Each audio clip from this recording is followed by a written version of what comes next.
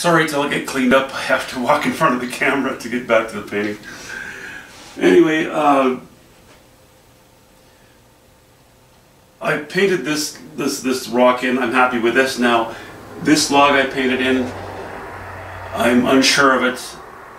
I wasn't too crazy about it. So I took my knife, I scraped off the paint, and I used the toilet paper trick on there.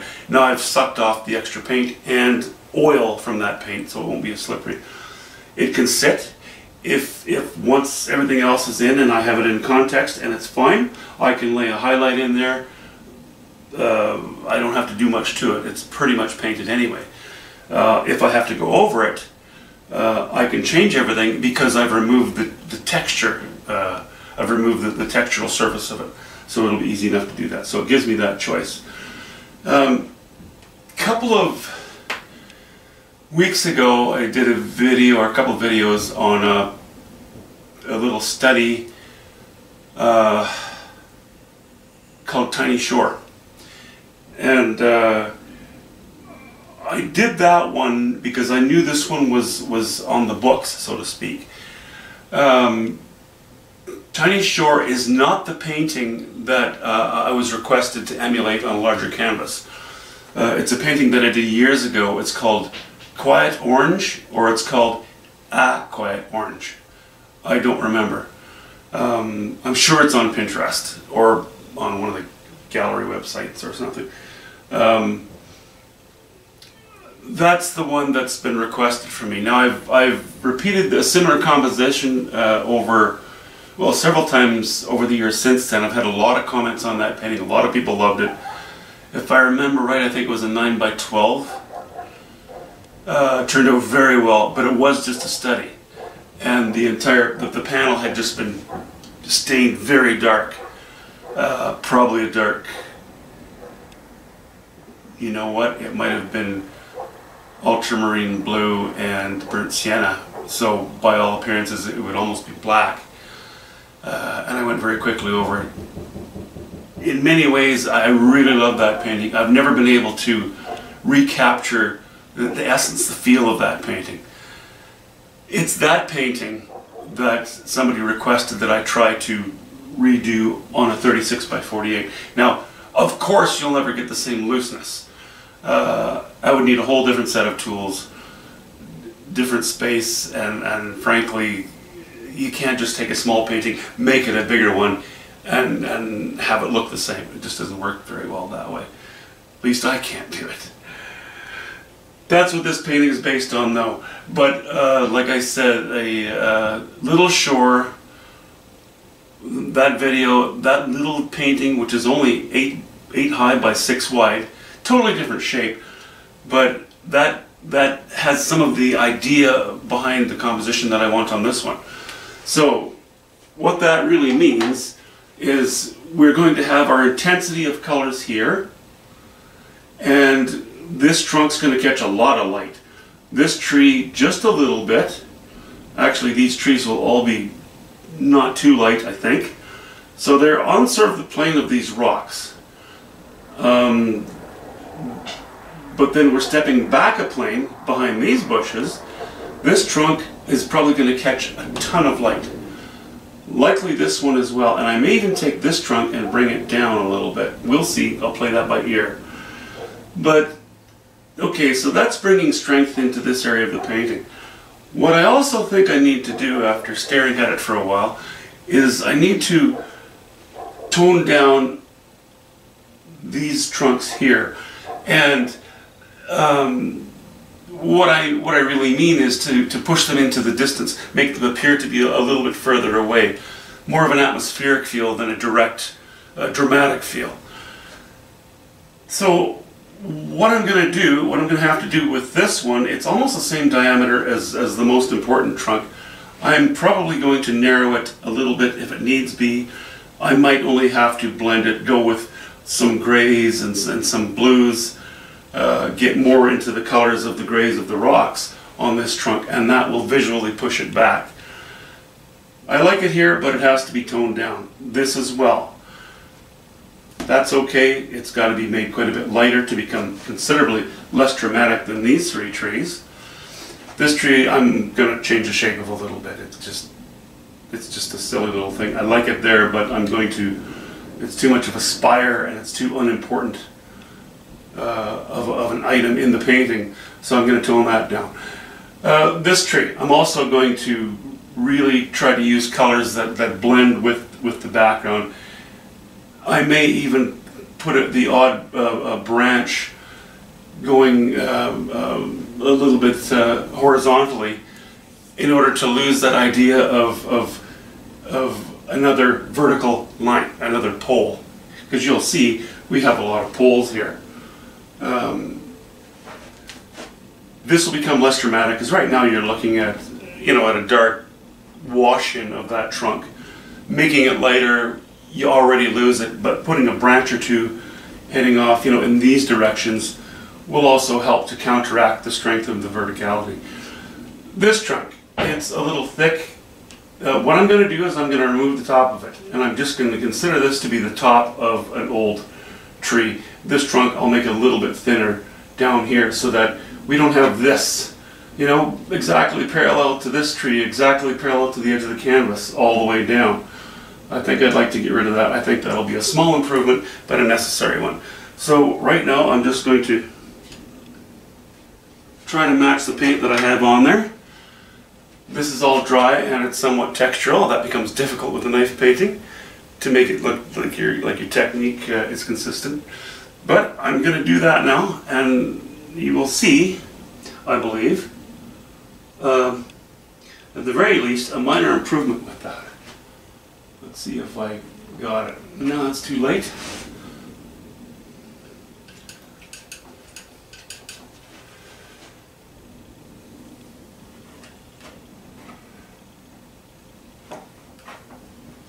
That's pretty purple. That's okay though. I don't mind that. So,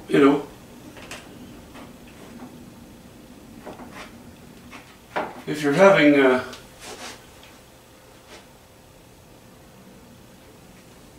you're having issues with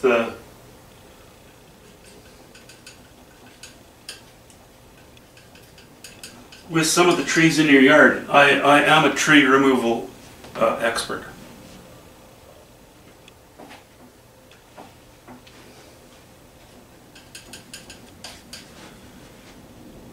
And if you specifically want a tree removal expert that's full of baloney, I'm your man.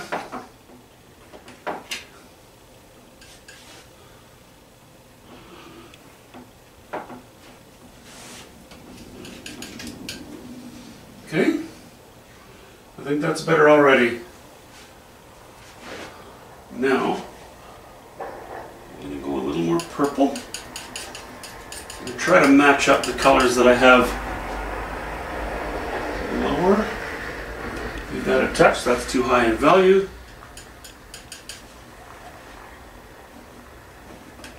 It's a bit low in value, but I can work with it.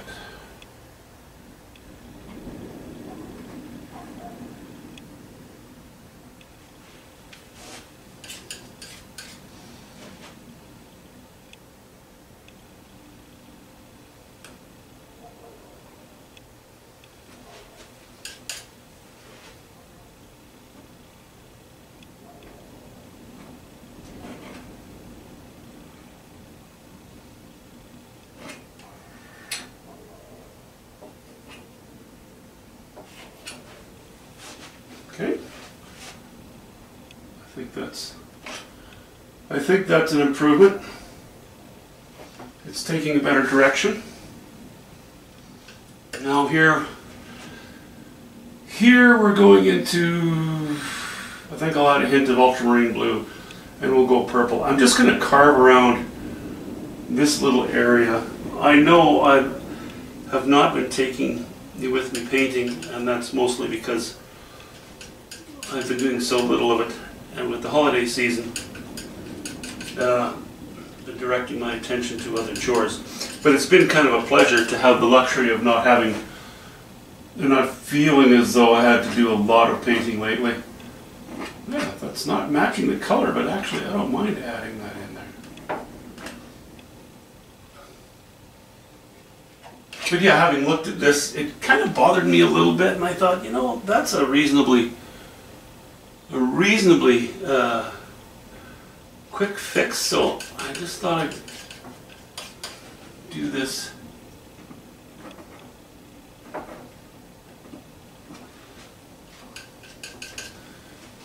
Second video of the day.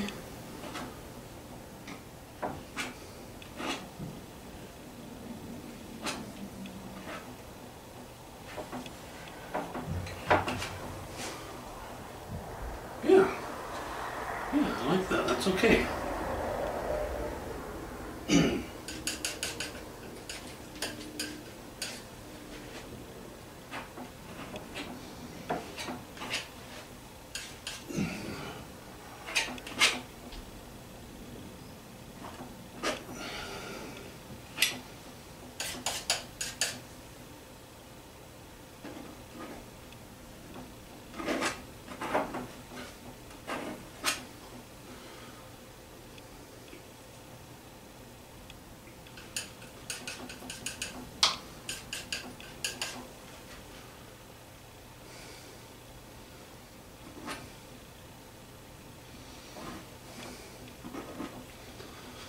This little tree top is a little too close to the height. The tip of this is a little close to the height of this one too, so I don't mind punching it down a little bit.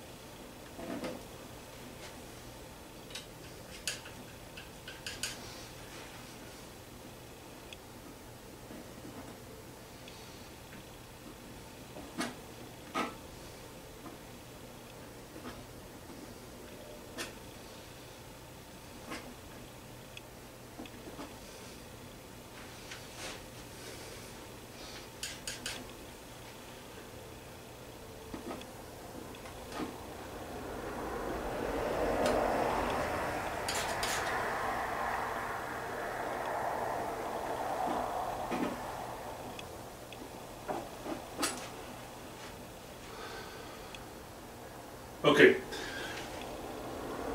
that's not much progress, but it's something. And actually, to me, it's made a large change. By the time I changed the color slightly from here to the trunk, and I've raised the value to almost match the background, this trunk will somewhat disappear. You'll still see it, but visually it won't be as dramatic. So it won't detract from these ones. I want this, and this to be really the strength in the bare trunks. And these trees, of course, these three. And there's going to be a lot of intensity of color here. We're going to go